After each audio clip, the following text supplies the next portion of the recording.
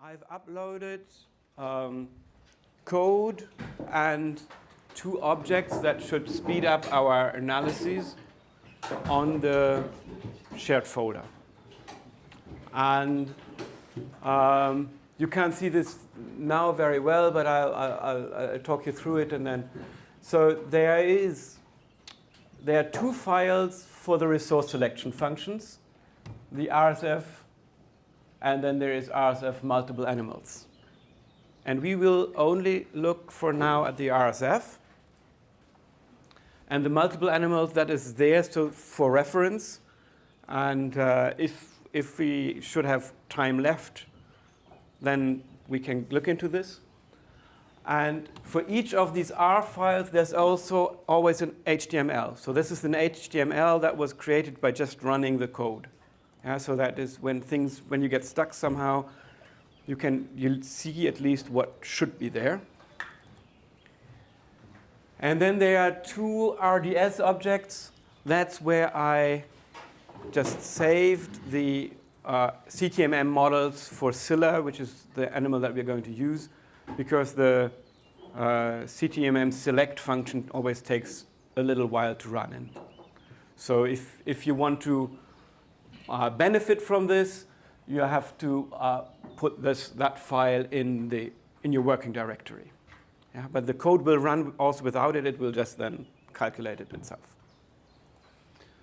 So what I suggest we do now is we take the RSF 2024 code, open it, and what I always do, the first thing is I save the file under a different name, underscore class or underscore working or whatever. Yeah, the proper way would be to use things like Git, but in practice, this works quite well for us today. So save as underscore class. So now we want to put in place an analysis with the Buffalo Scylla of a resource selection function. And the packages we need is AniMove, because AniMove contains the environmental data and the Buffalo. Then CTM is doing the hard work of the RSF fit and these preparatory steps. SF and Terra, they are there for dealing with the spatial data. And then MVT norm is a package that is used to create multivariate normal distributions that we only need in code that is way down there. And the code that is way down there is an implementation of RSF fit that I provide for reference that allows you to fit an RSF with a general GLM. This is mostly for didactic purposes, and it was important for me to see the link between these things. Yeah? So I strongly recommend that you fit your RSFs with RSF fit and CTMM. But if you want to have a fairly accessible way of looking at how this weighting affects the outcome and how this works, then this is at the very, very end of the code. So I suggest we go through this step by step. I'll try to talk you through each line, because it's not that much code. And it should run in parallel. So we first get our, I should perhaps start at the beginning and then continue until you reach the end, then stop. So data Buffalo. Here the Buffaloes come into the raster package. I felt that we should use Terra as much as possible, so that's why I go to Terra. This is not terribly interesting. And then we plot the environment, and you should be seeing something like this. Does that work? I see nods. That's good. So then we We actually use the buffalo from CTMM. We do this because they've been more properly cleaned. And then I project buffalo to the projection of our raster layers. This will be convenient later on.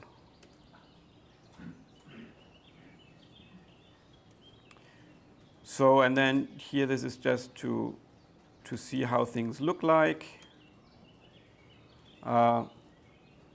Here we see all the animals plotted on. Yes?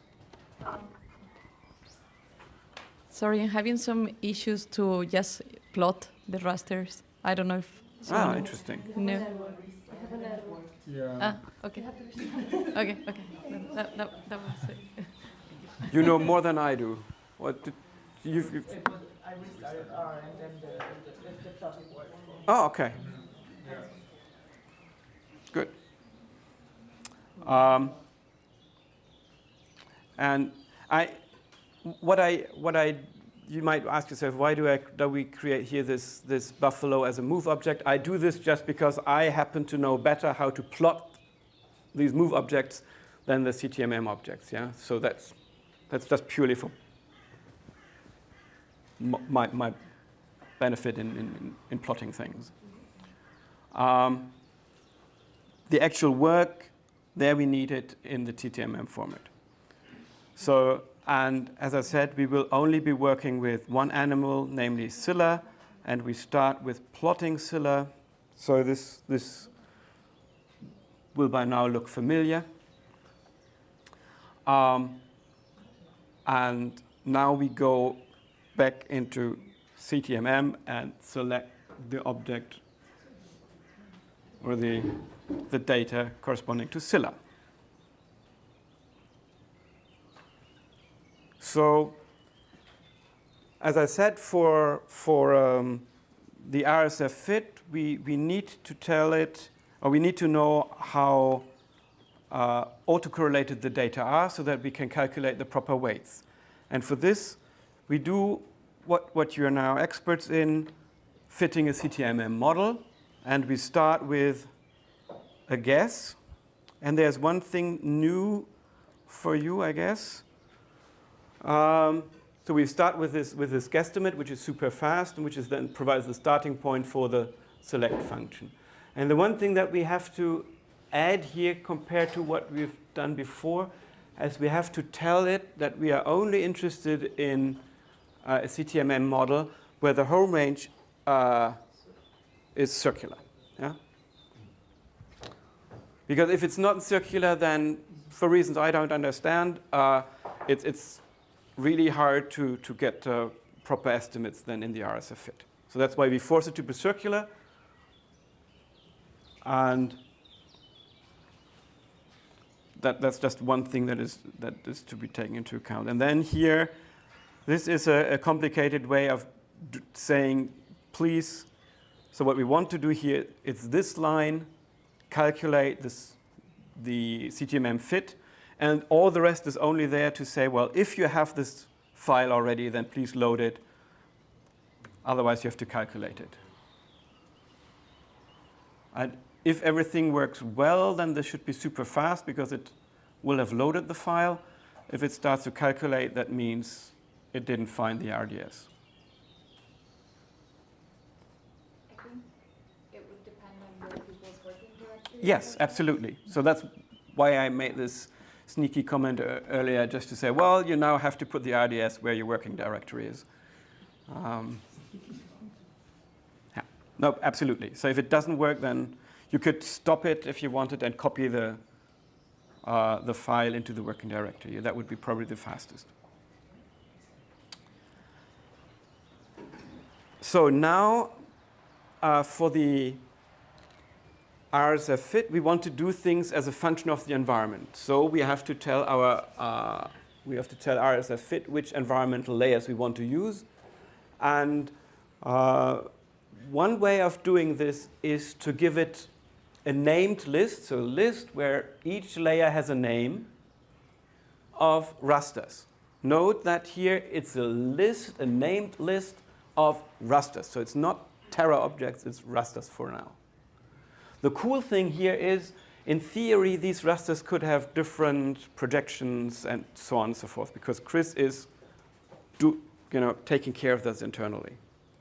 Here in our case, they come from a raster stack, so they are perfectly aligned. But if you had different raster data and different resolutions, that would be possible. Okay. So here we just extract those layers. Yes? Are these rasters necessarily binary rasters? Or No, not at all. No, none of them is actually binary here. So the elevation is continuous. Well, yes, it's continuous in terms of its values. So if we had a land cover classification with, say, 10 classes, we could feed that into this. We wouldn't have to convert that into Dummy layers. I think that's possible, but they have to be declared. Chris can answer that to be a factor. Yeah, there's a raster function that declares that it's a factor. I think it's raster as factor. And if you don't do that, it'll assume it's a continuous value thing. But if you have 10 categories, that's probably not going to work. It's probably too many, because that's 9 predictors. So you probably, almost always when people try that, they end up having to consolidate down to just a couple of categories. Yeah. I'm not sure I cover that. So we can make a short parenthesis about categorical things. So the first point is try to reduce the number of them. And then the second point is you have to decide what is your reference category. Huh? The second point's automated. The second point is automated in RSF. So I think there you by default you take the one that's the most frequent one. But in general, what happens is that when you use these categorical variables, you estimate always, almost always relative to one of the categories that you have. So, and then a good choice is that this reference layer is one that is very frequent, because if you have something that is very rare, then it's difficult to you have not much information on this land cover type, and it's difficult to properly estimate whether another land cover type is selected or avoided relative to this, because you have so little information on it. But it can be that you are specifically interested in whether this land cover type, say, we had this ones with frogs running around in a ski resort, and we were interested in whether the grassland on the ski runs are differently perceived than other grasslands. So we then put the other grassland as our reference category, because then we were directly getting as an estimator whether they are avoided or preferred relative to this category. Yeah, and you can change that also in RSF. I would have to look how to do this exactly, but that is the two things, main things with categorical rasters. So with land cover, try to reduce the number of categories and think about what is a good reference layer. Yeah, thank you. A second point is it's useful to, in particular for if you have different raster layers here, but also for plotting what I showed you earlier, that we plotted the AKDE result, and then we plotted the RSF fit result, and then we plotted the AKDE informed by RSF fit. If you want that these are all on the same raster, it's good to decide what is my reference raster. And this reference raster is only important in terms of what's the extent and what's its resolution. Yeah? So here, and what I do here is I just take I take the elevation, but the contents are not used. It's just that this defines my origin and projection and so on. And in terms of extent, I take twice the extent of Scylla centered around Scylla. Yeah, you take sort of, so that is what we see here. Yeah, I find that often a good dimension to where you still see the data nicely of your animal, but you see also context.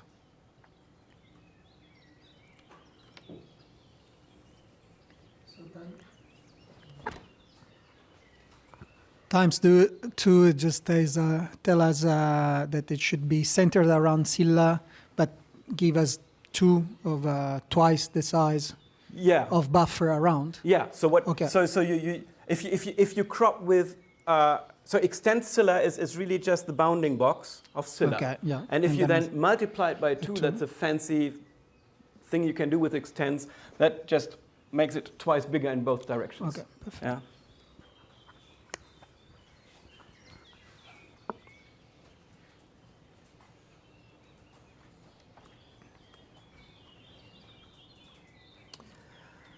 Now we fit our AKDE, and here you see that I give it as argument the reference grid, so the AKDE will be then calculated for this reference grid, and when we plot it,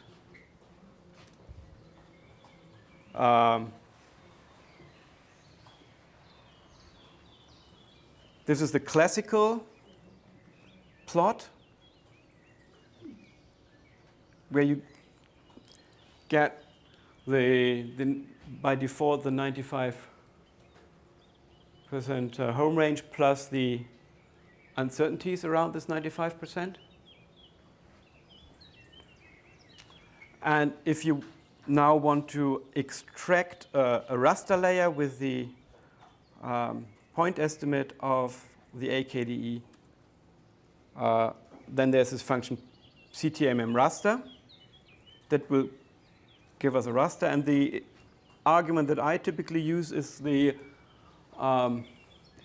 here the PMF, the probability mass function, because that is a way that the value in each pixel represents the probability that we find the animal in that pixel.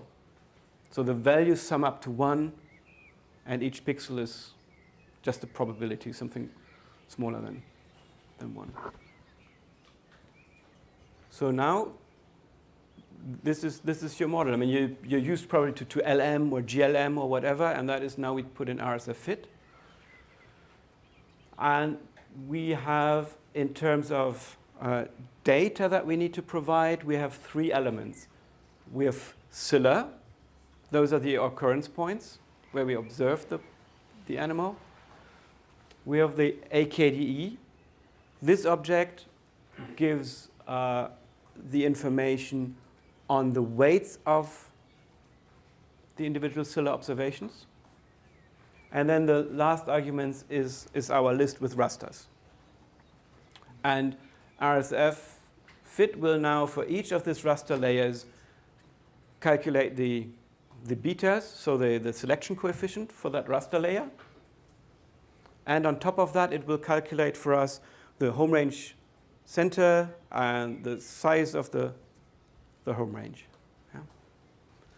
And the last argument that we can give to RSF fit is how this integral is being calculated. Yeah, that we have always seen the integral over the area of lambda or whatever we have. And I suggest that you put in Riemann, which is typically the fastest option.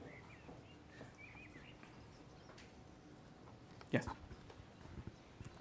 Are the weights of the observations factored in by the AKDE the same as what's dealing with the autocorrelation? Exactly. Okay. It's cool. exactly the same way. So that was the idea that we can actually use those weights, the weights that are used in the AKDE to do properly the RSF. Yeah. Yeah, perhaps I should have said that earlier. very good question. Yes. So because we are using the AKD that considers autocorrelation, that's why we are able to assume that it's because you mentioned that for this we need to consider independence between points. Yeah. So the method, in a way, considers that things are independent, though the classic method would assume that the points are independent, and it would give each of the observed GPS locations a weight of 1. Mm-hmm. And now we are saying, well, we keep this very idea of calculating likelihood this way. This only thing we change is that instead of giving each observation a weight of 1, we give it the weight that is the proper weight for the AKDE, so which is something less than 1. Mm-hmm. And that is taking care of the autocorrelation for us. Yeah. So this is a way, and when that is possible, that's fantastic, because then everything else is easy, yeah, because it's just taking into account the weight. You don't have to do like in some statistical methods when you want to take autocorrelation and residuals into account or something like that. This gets numerically much more complicated. And here the autocorrelation is taken into account via weights for each observation.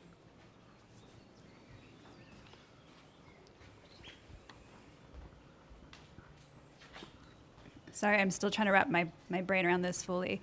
But because you're giving weights basically to that point at which it crosses its home range, correct? Like where you would reach independence, you're giving weight to that point? Yeah. So you get, I mean, I brought this up with this home range crossing time to say, well, this is roughly how long you have to wait to get a new point that has a full weight of 1. Yeah? And now you can think of it as giving all the points during this interval between crossing the home range, and they each get, they together get a weight of 1. So if you have 100 points during the home range crossing interval, each gets a weight of 1 divided by 100. If you have 200 points, each gets the value of 1 divided by 200. So if we switched to fixed rate at some point during our tracking period, it wouldn't really be affected by that.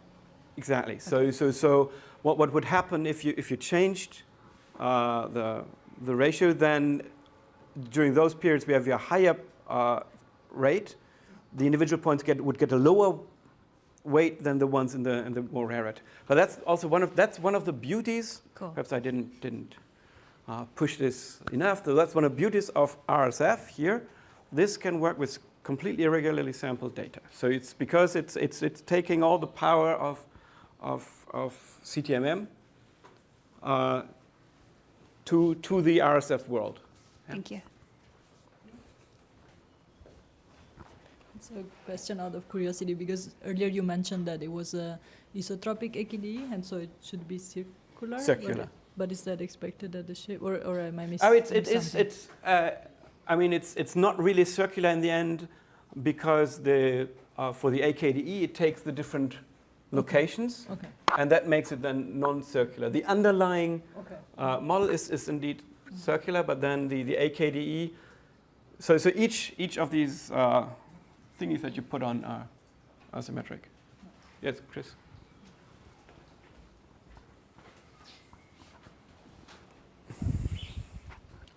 So all the KDEs and ADE habitat, for example, are circular. So most of the time, if you're using a KDE and you're not using CTMM or one of the fancier options in the KS package, you're probably using a circular KDE.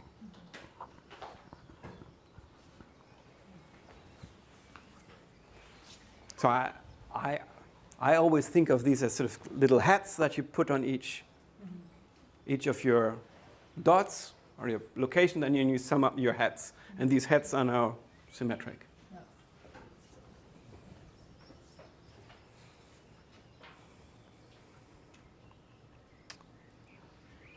So now we have fitted the model. Then let's look at the summary of this. And that'll look a little different from other summaries that you know from perhaps other models, but it's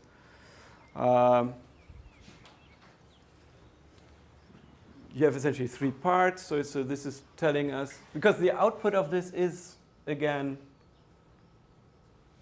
it's a CTMM model. And it's telling us what it is. So there's an OUF. And then we get always the different the degrees of freedom.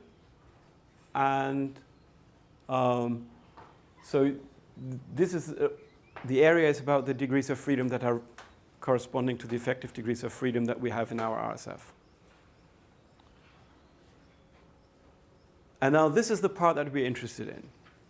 Here we get the different parameter estimates. And it starts with the 3 environmental layers, so our rasters. So we have the impact of the variation of NDVI, or the variance of NDVI, then the slope. Someone mentioned earlier that we should put in slope, and then elevation. And let's start with those. And the point estimate is negative, so what would that suggest? No, right. If it's elevation, they tend to go downhill. And with slope, they tend to avoid steep slopes. And then with this NDVI, they seem to be avoiding areas where the temporal variance of NDVI is high. Now, then let's look at the confidence intervals to have an idea of whether that is significant. Because, I mean, I think this, well, perhaps we don't have a strong opinion about the NDVI stuff. But, I mean, particularly for the slope, I think we have a strong opinion what should be the outcome. And the point estimate is in line with what we had expected. And now, if we look at the lower estimate, well, that has to be more negative, that's fine. But the upper one is positive. So what can we conclude from this? Do we have evidence that the statistical evidence that they avoid it? No. And this is something that I find often very frustrating with this model, because if we hadn't done RSF fit, but a classical RSF, that would have been so damn significant. Because we would have had, I don't know, 200 times more observations. And that makes the uncertainty estimates much, much tighter. Yeah? So that is something that can happen if you have lots of observations within the home range crossing time. Then you have lots of observations, and they will contribute to good estimate, but they won't really reduce the uncertainty.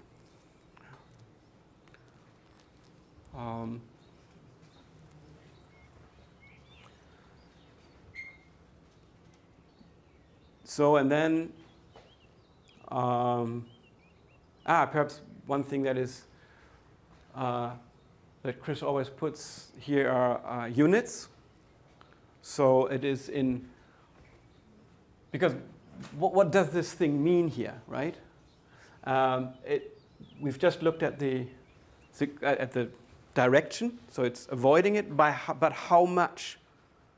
And the value of this estimate depends on the units in which we measure elevation.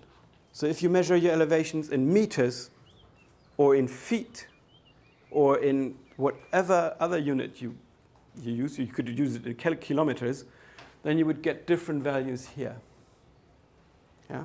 So if you go from meters to kilometers, then this would go up. Yeah, this would be higher by a factor of 1,000, because our lambda is beta times elevation. Yeah, and this thing should be the same no matter what units I'm in. And if I go from 1,000 here to 1, then say this thing, the product of beta and elevation is 5, yeah, for whatever reason. Then here, if it was 1,000, then it would be 0.0005 times 1,000 is 5. If I now measure elevation and I'm at 1,000 meters, then and I measure it in kilometers, then I'm at 1. And if I want to get 5, then I'm here at 5. I don't know whether that's helpful or more confusing. All I'm saying is the absolute values of these things depend on the units in which you measure your environmental variables. So it's not a question. So when the absolute value here is small, that doesn't mean that it's not important, that variable. That just means that you have measured it on a scale where 1 unit change in that variable doesn't make a big difference. But perhaps in your landscape you have changes in that variable of, say, a factor 1,000, so then the variable can be very important.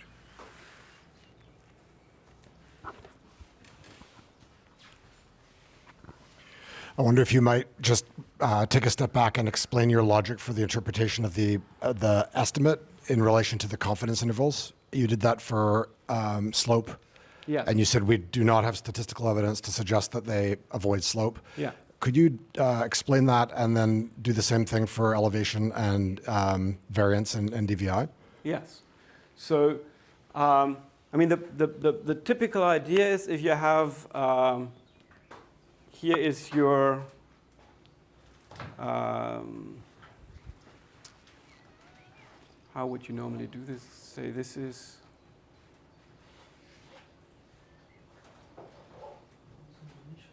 say you have 0 here, and this is your beta, your estimate, and say here it's at -1.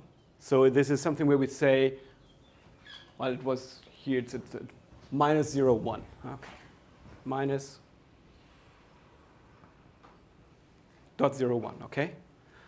Now and what I always have is uncertainty about my estimate, and normally you would get a p-value or something like that, yeah, or you get a standard deviation around it, and Chris directly calculates a confidence interval.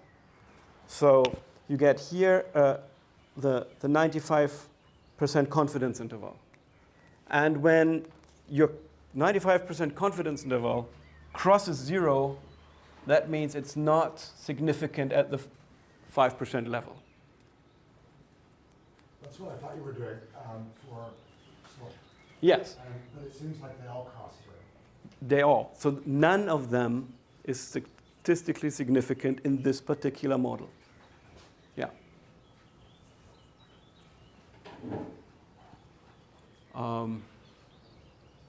Yeah. And then we have here these variables. They relate to the movement part. So we have something about the home range area, which is in square kilometers, which is about 400, but it's ranging from, say, 230 to 600. And then we also get information on positional and temporal correlation timescales.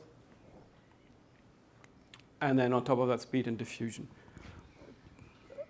Chris, how would I get out the estimates of the home range center if I wanted to? Is that possible?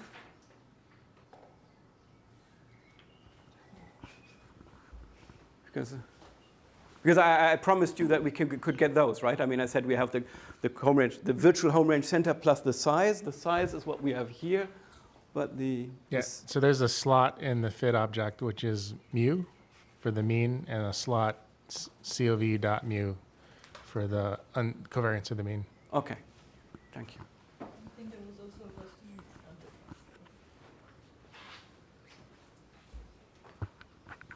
This may be a silly question, but it's kind of backstepping too. Is this type of analysis like hierarchical, where I can calculate a home range first and then you say calculate the fit, and then automatically use that, or do I have to run the because we have to run the isotropic and the guess again, could we use a previous fit that we calculated from a home range estimate first, or we have to run it again? So you have to do it in 2 steps in the sense you first have to do an AKDE estimate to get the weights. Okay. And then the area estimates in here, they take into account also the impact of the environment. So these are the new estimates that potentially are different. Yeah, and also if you also the center of the home range that is sort of in estimate that can be shifted by the environmental layers. So say I already had an AKD estimate from just calculating home range size, I would have to redo that to have that isotropic, to fit it specifically to be isotropic. I think so. No, or can you? I mean, the question was, I have already fitted an AKDE, but I didn't specify as isotropic equals true. Can I use that? Because initially you couldn't, I think, but. So I'm pretty sure what's going to happen is that if you did model selection, I stored the isotropic candidate model inside the selected model, and then it'll pull it out and use that. Okay, so if you use select, then that might. I think it'll still work fast. Nice. We'll find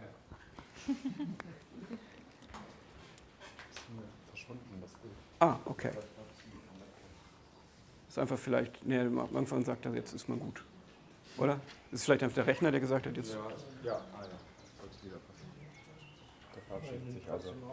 Ja, der denkt jetzt, der arbeitet ja eh nicht. Dann muss ich auch nichts anzeigen. Danke.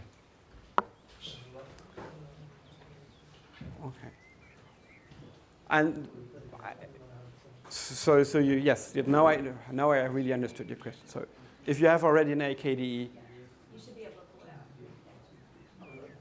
out. If you've done it with select, I think if you've done just a fit without specifying that, then it's not there, and then you'd have to redo it. So I'm almost positive if you didn't run select, if you just ran fit, it would rerun it for you. So that's automated. Okay, so it would just take longer. Yeah. Okay.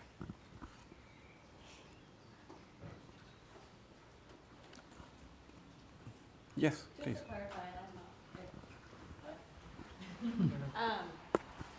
Sorry, this is just a clarifying question because I think I was writing some notes down. The tau, can you just review what that is saying? That's the autocorrelation of the space and time? Yeah, that's the time scale. I mean, how long do you have to wait for the for the positional the correlation the correlation in positions has decayed. So this is 8 days, and so, but I think it's about twice that to get the for it to have really decayed. So yeah, but it's a measure of. I mean, I think this is the more or less the home range crossing time, or is it? Yeah, that's the home range crossing time. But but do we have to wait twice as long for it to have decayed? I mean, that's what we do here. Mm-hmm. Yeah. So you have to wait twice. So that means that if your estimate for the positional alteration, yeah. This was probably not clear at all. So we have this thing with how long it takes to. So if this is the variogram, and then this is somewhere we get this estimate for home range crossing time. Approximately 95% of the autocorrelation is gone in twice the autocorrelation timescale. So that means if you wait for Buffalo for say 2 weeks, and you look at the map of points that are 2 weeks apart, they are independent in terms of where they are on the map. Whereas if you wait less than 2 weeks, then the second position will be somewhat closer to the first than a randomly. Okay, and that's because you have 7.5 as the estimate. Yes. And then is the velocity?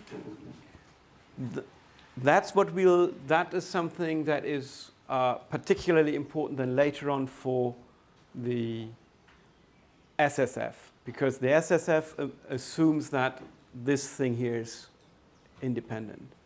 But both correlations are taken into account by the RSF to weight the new contribution of a data point. Okay. Cool, thank you.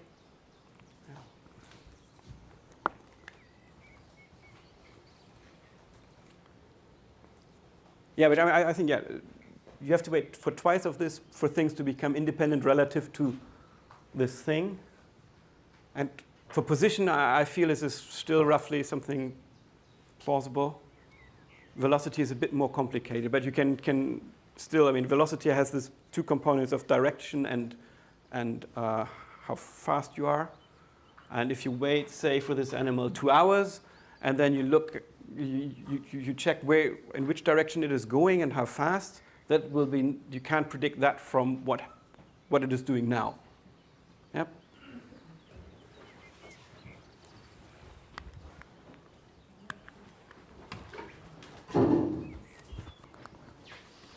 Hey, thank you. Just wondering, I understand why the autocorrelation is super important when you want to estimate the range and in the uncertainty for that. But for your actual RSF coefficients, if you're in a very heterogeneous landscape, and you have an animal that moves a lot and you have just 2 hour fixed rate, there's a good chance that given for the actual environment what you're estimating, it won't be that correlated, no?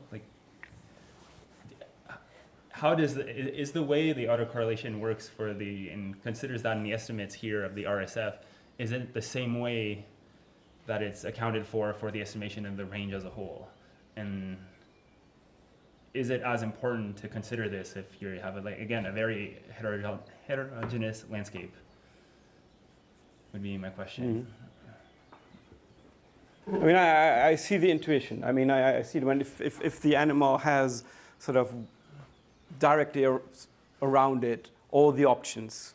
Yeah, right? or mostly. Or mostly, why isn't it really a new selection, a new choice within this time scale? Yeah. Use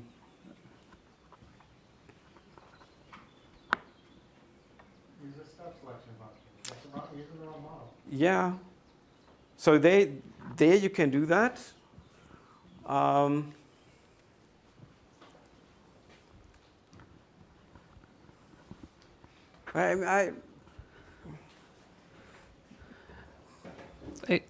mean, where I have a bit of problem is to have a good intuition to answer your question.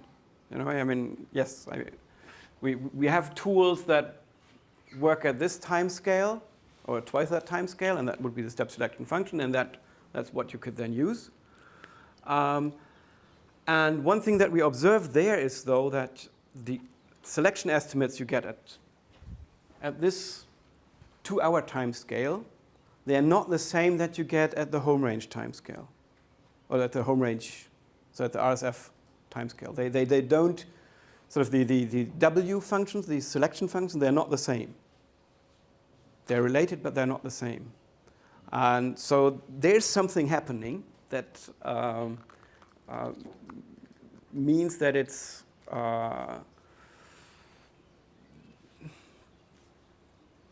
so there I see there is somewhat an intuition that it's a different model that we're actually fitting. And it's not only a question of significances, but it's something more profound that's happening.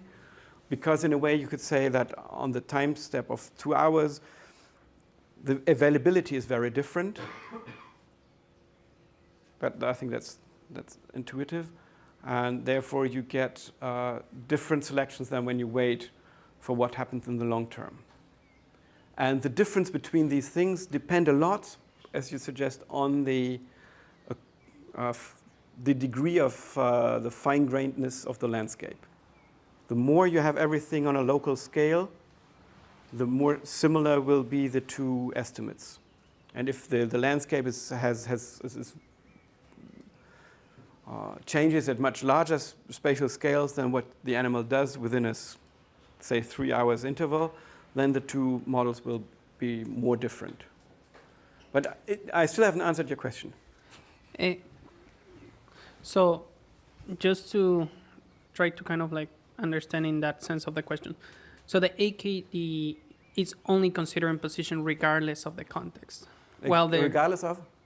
Context. So it's just assuming position as an estimator and creating a distribution of the range based on position. There's no context at all of the environment.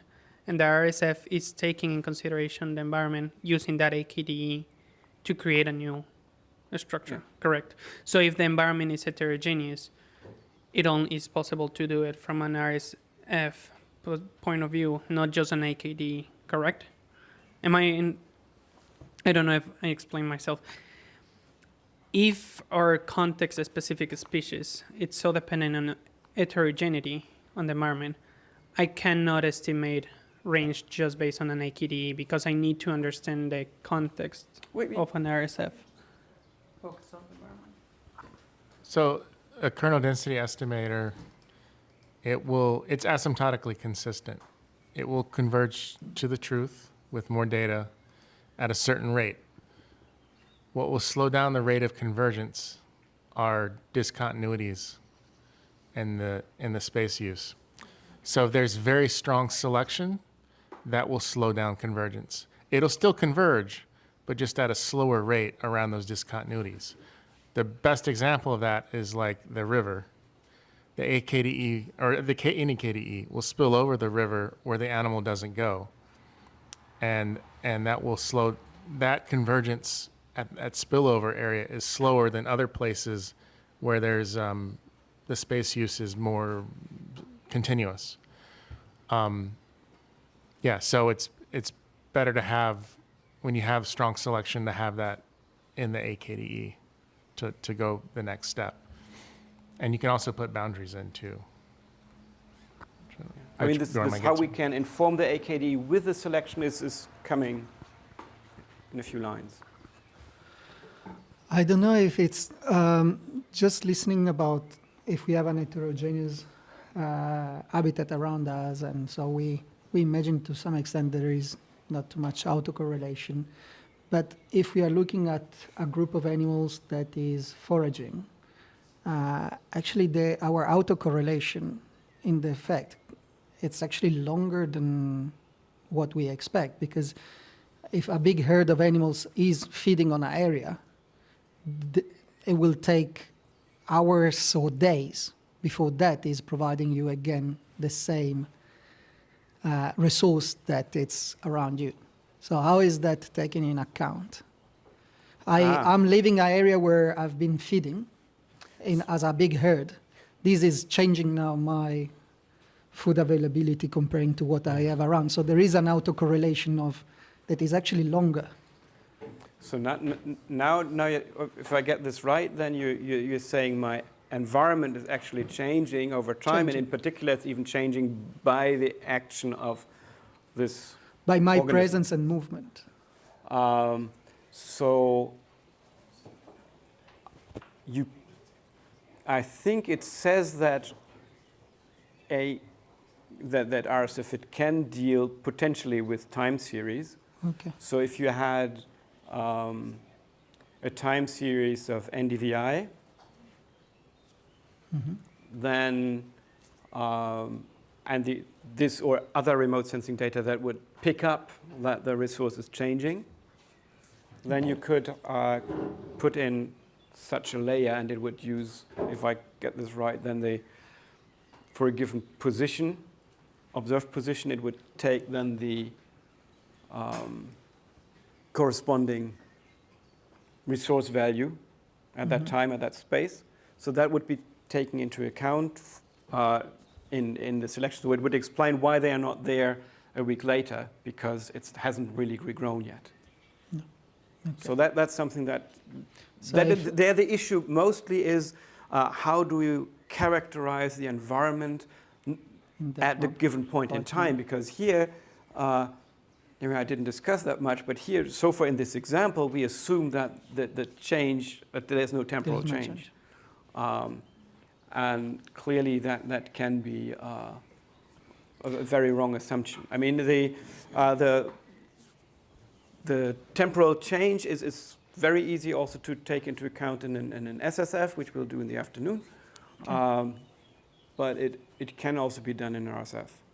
Yeah, so But there, the issue is mostly having good descriptors of the environment. I think the cheaper option could be that you create layers where you describe what was the space use in the past. So you have different layers, density of animals last week or so, and use that as a predictor. So yeah, I could probably model, if I don't have these fine values of my change in NDVI, because probably will not be picked up if, larger, because sometimes they eat just these last 10 centimeters, they will not go deeper. But probably I could try to model the presence of a big herd by being there to be almost like a less suitable than before. So using my own data to model it. Yes. So you would create as a predictor layer the past space use. The pace, okay. Yeah. So the part that I really wanted to do with you is only this, and the rest is then optional. So now we have our model. We've looked at the parameter estimates. We've seen whether they're significant or not. We've seen the direction of this. We now want to have a model of the suitability.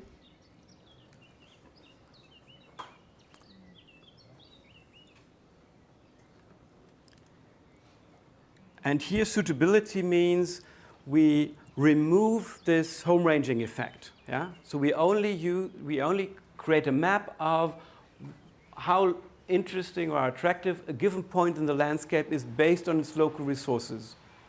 Yeah? So for this map, we only take into account the layers of elevation, slope, and the variance of the NDVI.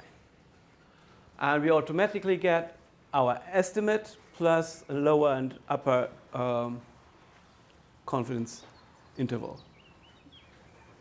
So this would be the classic habitat selection map that you would show. Okay? So you do that with the function suitability.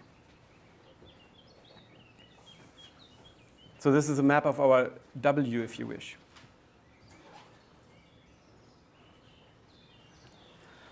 And if I now want to include in this map the home ranging behavior, so that we actually have a map of what's the probability of finding Scylla at a given point in the landscape.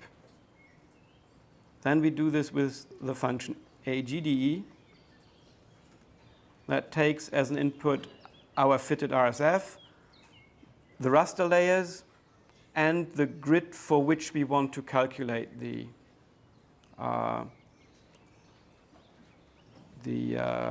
range distribution.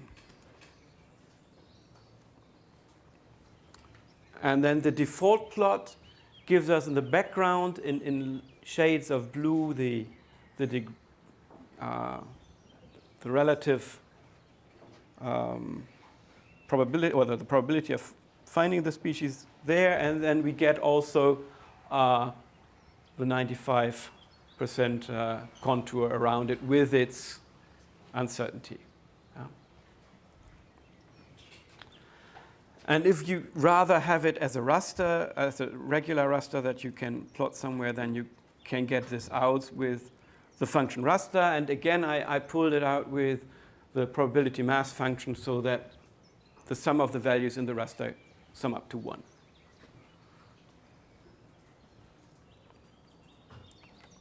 So now we have our initial AKDE. This is the RSF fit-based model of the range distribution. And now what we can do is we can create a new AKDE that takes as the model our RSF fit. So now the AKDE will know something about the environmental preferences. And when we plot this,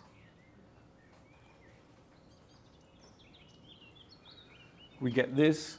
So this is now integrating both the environmental preferences and then the actual points where the animal is to have this sort of environment or selection-weighted AKDE.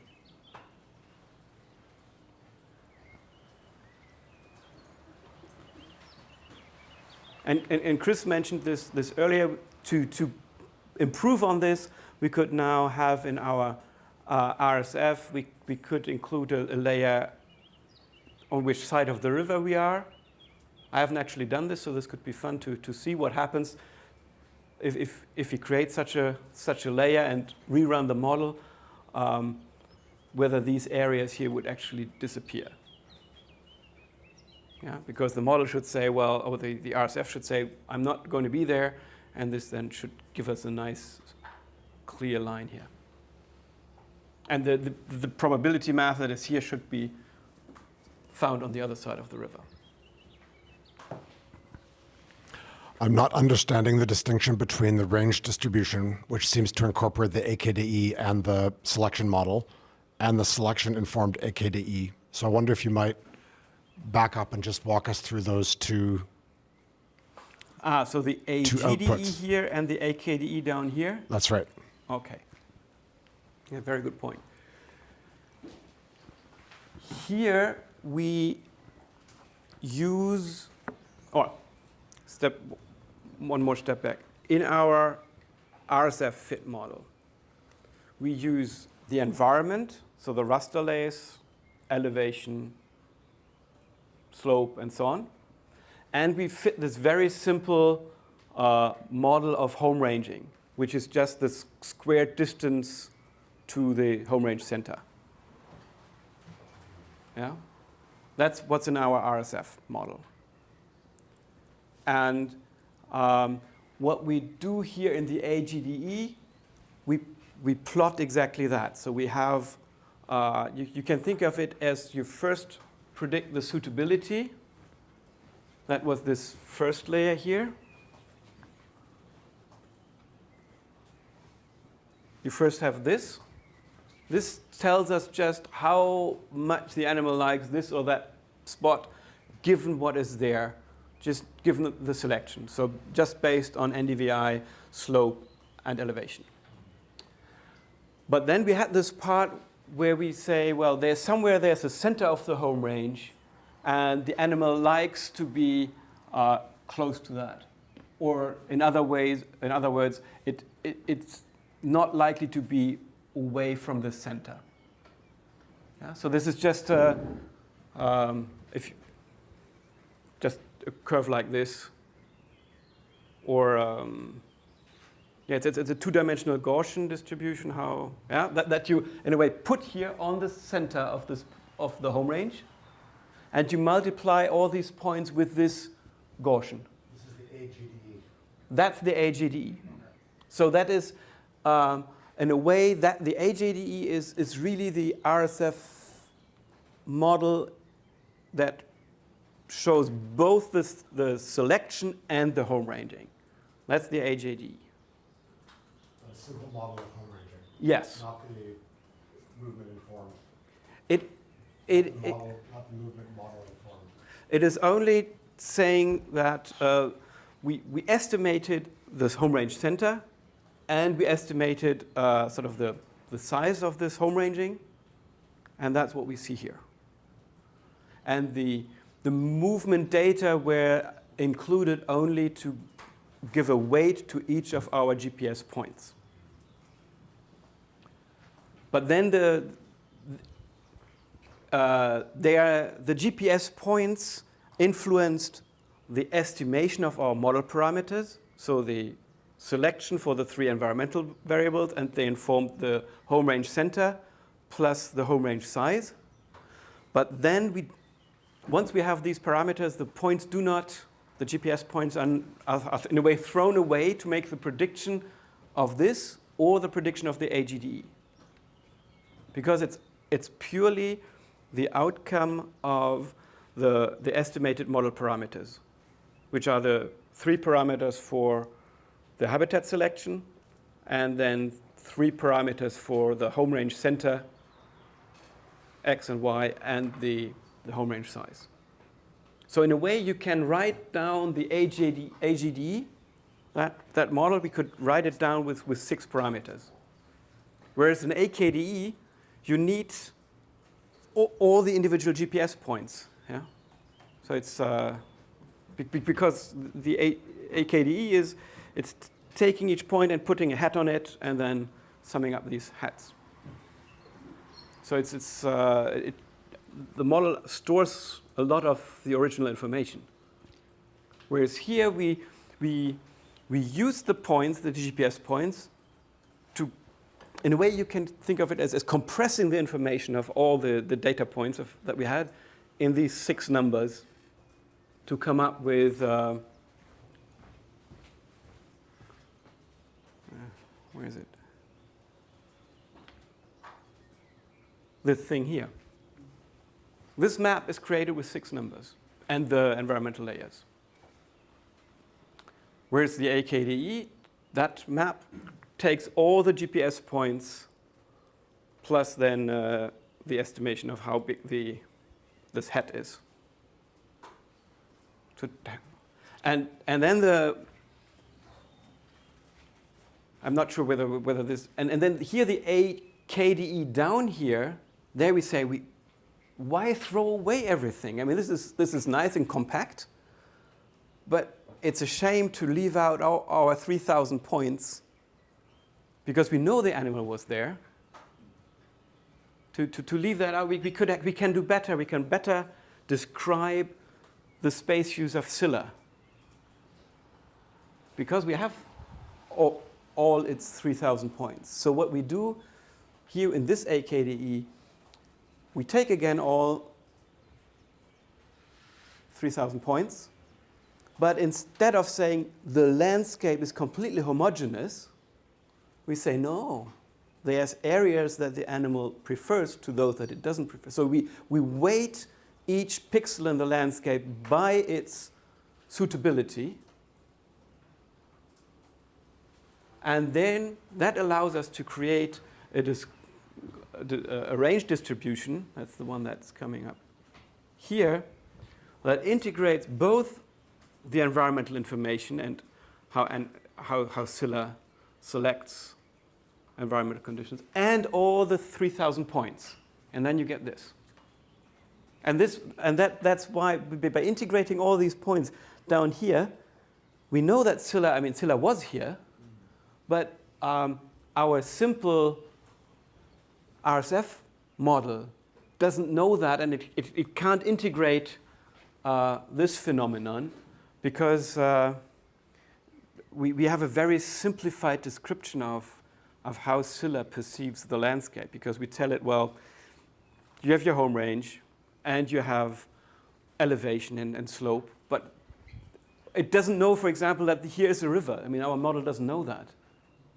So it can't know that it likes to be close to rivers, for example.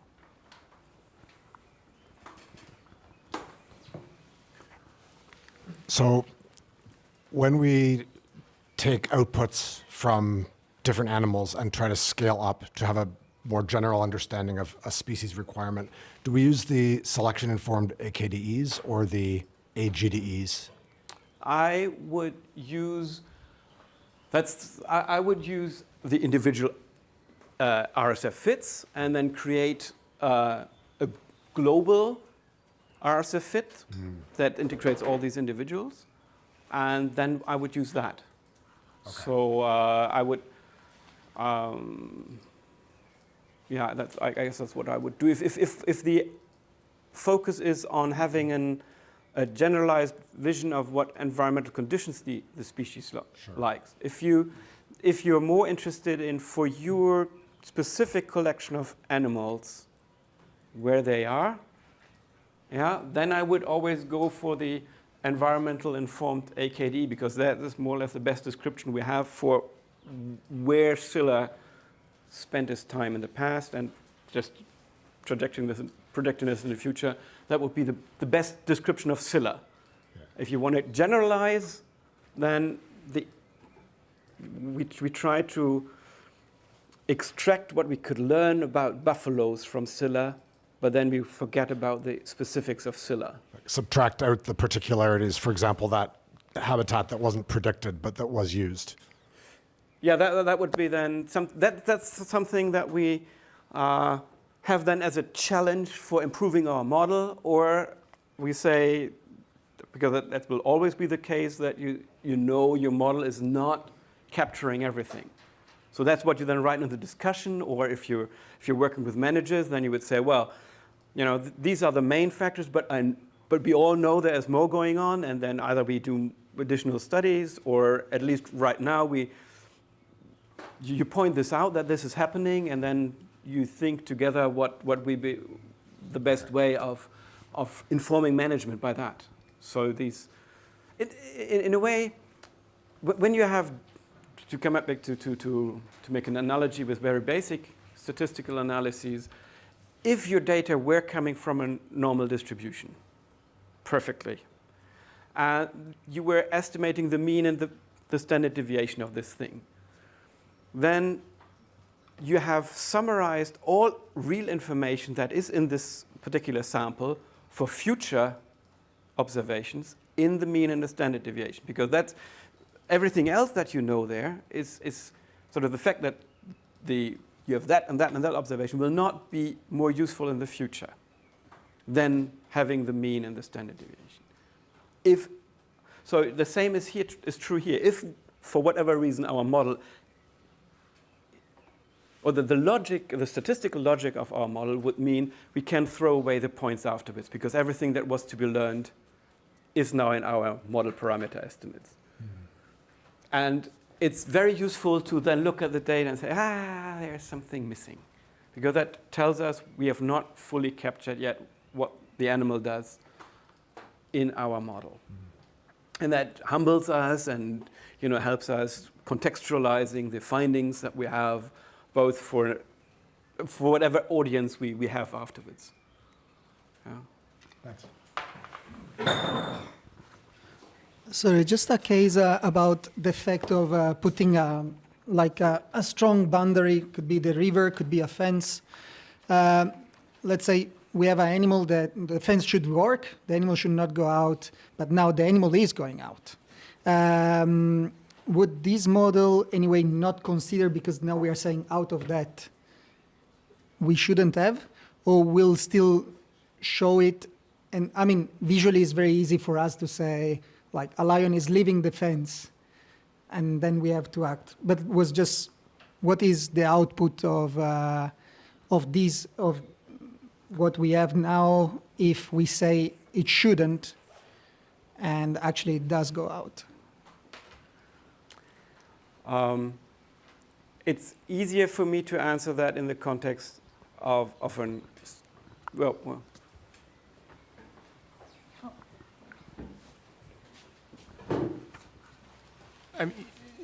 You could assign, you could have a layer that's in the fence or outside the fence, and include that in the model and fit a parameter. And if the fence is doing nothing, then there's no selection of this covariate. If the fence is completely stopping at it, then the parameter becomes infinity. And if it's just kind of working, then it's some finite amount. But the step selection functions can also do that in a different way. Yeah, I think the problem that I would see in an RSF, because it's having sort of a bit this equilibrium assumption in it, that if if you have your line inside the fence and you observe it for a while and at some point it goes out, well, either you really wait long enough and it doesn't care about the fence and then you won't see the fence, so it's gone, or otherwise I would expect that the relative use of the line inside and outside the fenced area depends on when you started observing it and when you stopped observing it. And so it's difficult to get that estimate really nice. That's why I wanted to go to the step selection function, because when you have something that is crossed several times but could still be avoided, like a road or a fenced area, that's something that you can more easily integrate there, because you can see it's getting close to this thing and that's hopping over it or not, and it can do it in the other direction as well. So I think it's there the step selection function would be a little less sensitive to this phenomenon. But I think here. Because I wanted to ask something in relation to what Chris said. Okay, yeah, then. Yeah, I was thinking, so if I understood correctly his question, he said most of the time doesn't cross the fence, and then maybe once it crosses the fence. And just to see if I understood correctly, then I would imagine that in the RSF, the fence has a very strong effect, and so in the AGDE, it would look like the animal never crosses the fence. But then when you refit the AKDE, since it's informed by all the points, then the fence crossing would still pop up, right? Mm. Yeah. Yes, but it will be weaker. Yeah. But so basically this AGD would be just overlaying the AKD that you had originally, that has no information about the environment, with the RSF, but then with the new AKD, you refit it, giving a new weight to all the points that is not only based on the autocorrelation, but also based on the environment, right? They would both put some density over the fence, but less. I mean, both of those models would put some density on the other side of the fence, and that would be less than if you didn't have that covariate in the model. Yeah. But I also agree with Bjorn that I think step selection functions are better at handling this issue. At least they make the parameters much more interpretable.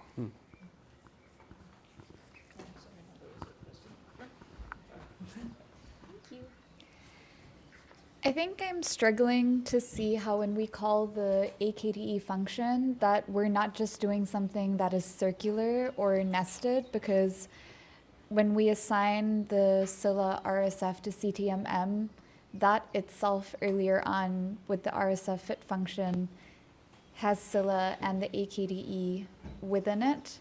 So I'm not so sure what are those two things doing that are different. So the first level of analysis is the AKD without the environment. And that's what when we do that, we, from the point of view of RSF, we just look at what's the novelty in a given GPS location, how independent it is from all the others. So we, that's in a way all that we take from it, sort of giving a weight to the GPS point. We don't, that way, since we don't take the environment into account at all, so we don't use the environment already. Okay. And then we estimate in the RSF, we estimate the response to the environment. And then in the second time we use the AKDE, what we do is we inform the kernel density estimator that typically just puts a hat on each point and then sums these contributions to each cell. And these cells are seen as being all the same, or the probability that the animal is in that cell is all the same. We tell now AKDE, no, hang on, there are areas that would be avoided. So don't put of the hat that you have of your GPS point, don't put everything there just as a function of the distance from this GPS point, but take this into account, how attractive or not attractive this is. So it is low. I'm making this up now a bit. So GPS, so Chris Beth has to correct me. So in a way, it is deforming this little hat that I put on my GPS point by taking into account the local environmental conditions and how the animal will use it or not use it. So it's yes, while we reusing things, it's not really circular in that sense. So just to clarify, in the first step, it's just the points or the weighting that we're interested in from the AKDE. And then in the second step, we're actually saying, okay, with this area that we have, plus the weighted points according to the environment, and then what we know from Scylla, we can then inform how we determine what the space use is? Yeah. Cool, Yeah. thank you. So the, further down there is the code where I implemented in RSF a weight with a GLM. And if you looked at that, then you would see that all the only information that I take from the AKDE initially is the weights for each point. And other than that, I use the regular points. And then, this part here I find pretty funky, that you then weight the environment with our RSF. But this part over there is still fairly straightforward. And you can, when you want to look at it more closely, how this works, then that's in the code there. But I think it would be too dense now to look into this together. So that's why I suggest this is something, for next week. For those who are really keen on doing this, then that could be a session sitting together, going through this code. But that's not, I think, what everyone would be super keen on. I'm sure it was listed somewhere in the lecture portion, but is there literature on this that we can read over? So there is in the literature section, I put 2 papers related to this that I think are really worthwhile reading, though they have technical parts, but I think they're really nice. The one is the paper by Alston et al. That is sort of the paper that for RSF fit. So that's the one that explains all the things related to this. And then there is another paper that I put there by Renner and colleagues.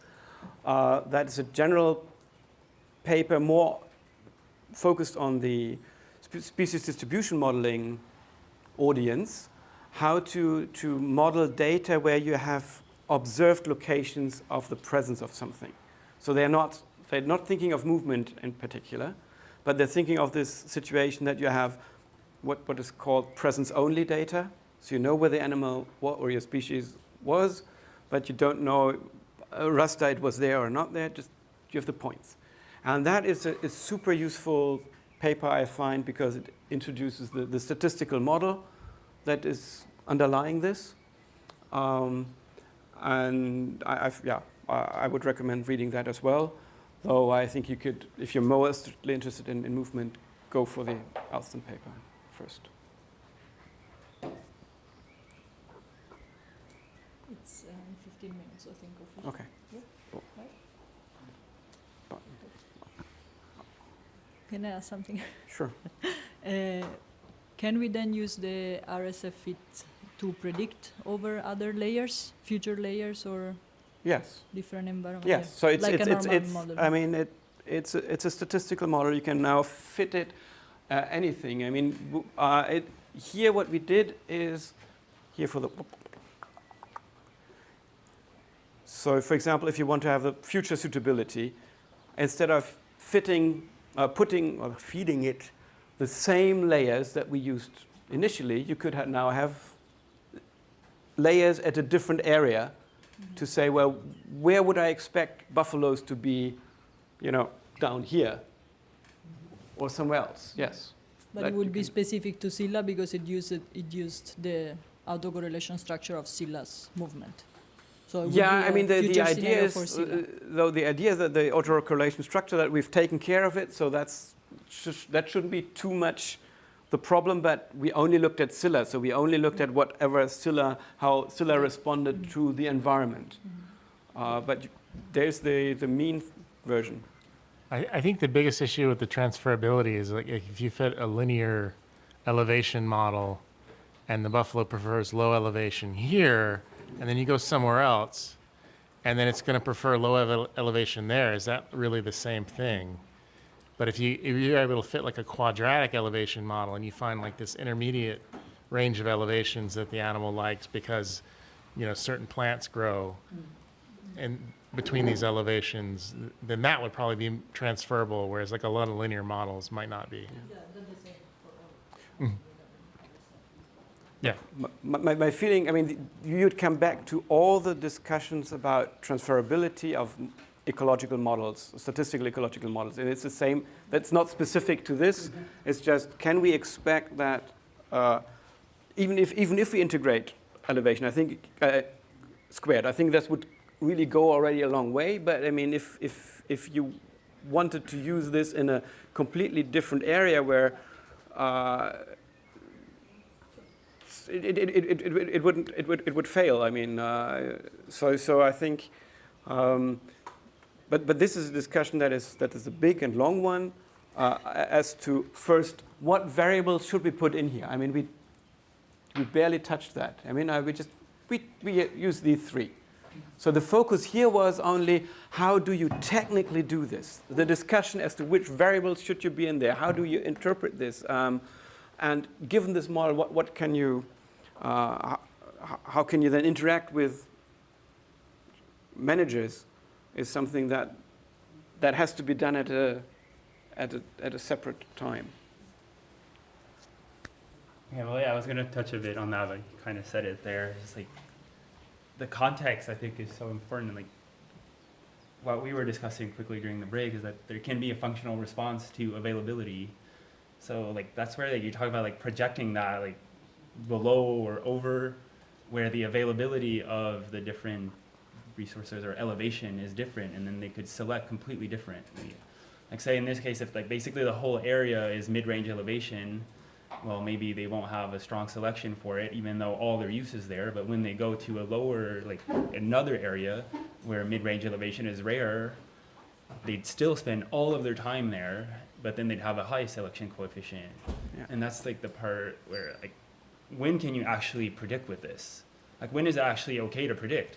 Because of that problem of availability and the functional response to it is, I don't know, that's something I've been struggling with RSFs a lot and trying to understand, like, when is this actually okay to use to like predict suitability and like where animals are going to be given this problem of the functional response?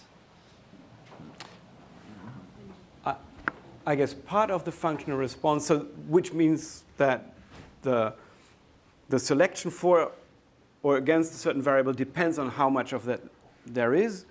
You can get a bit a hand on this if you have tagged multiple animals in different parts of the landscape. And then you could plot, say, the mean elevation here and the selection for against it here. And then you would see whether the selection of a given animal for a resource depends on the availability of this resource in its home range. So I don't think there's a guarantee that you can give at any one point that this will work, but you can, by looking at multiple animals, get a feeling for how variable these things are. So it's not heavily tested, but when you take multiple RSFs and you put them in the mean function to get the population RSF, there is a formula argument for creating a functional response across the individuals, where you take all these slopes and you try to patch them together into some sort of actual intermediate selection that you might not see in any one individual. That's sweet. So then it comes down to whether your collection of individuals that you have really capture the response of these animals to different availabilities, and whether where you predicted to, the animals there behave the same as those animals. But that's, I mean, with any statistical model, you get parameters based on your data set.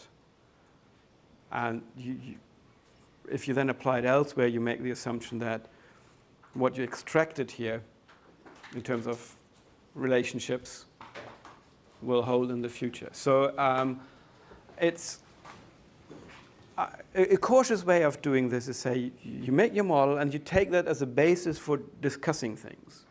Yeah? And then you contextualize it.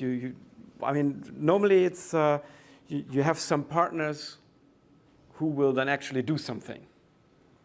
And then you have to discuss that with them. And I'm often surprised, the people I happen to work with, and sometimes also when I feel this model is so complete crap, they find it still useful because it helps them orient a bit their field work, and then they anyway go there and come up with their expertise to decide whether they do this or that management there. I mean, it's not that this model is fed into a machine that then automatically does the management. It's anyway going to be passed through multiple brains, and I think that's a healthy thing. I guess my point is that it's like prone to misinterpretation. It's like the. Yeah, I mean, you can't. Yeah, I wouldn't. I won't advise using these things and not think about it and then. Conclude strong things with it. I mean, you have to. That doesn't mean that you can't conclude anything, right? I mean, I don't want to go that route that it doesn't matter. No, we can learn something, but it doesn't mean that that the correct response of a model or of a statistical analysis is we have to do this or we have to do that. Yeah, I mean, I actually wanted to mention a couple of things from my experience in management. It's always been that having models that predict, it has been always very useful to then fit them on places where probably we were never in the field, and then going to the field. And the fact that they did not fit generally gave us many more information than the fact that they fit. I don't think there is any management plan that should actually be done, modeling, sitting here, and then never verifying it in the field on a phase. It actually really helped us in the past to predict and then say, oh, okay, it doesn't fit, why? And all of a sudden we found that population had another factor and another covariate, and that was actually key for then the management in that place comparing to the overall of a very good model with a lot of data in origin. So for me, I see in that the great benefit of it. I think it can be a good tool to learn.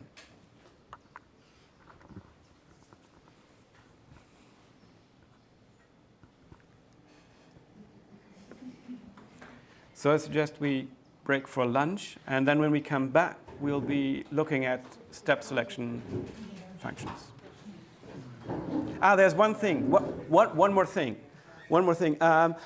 If you install the AMT package from cran, then the code later on might not work.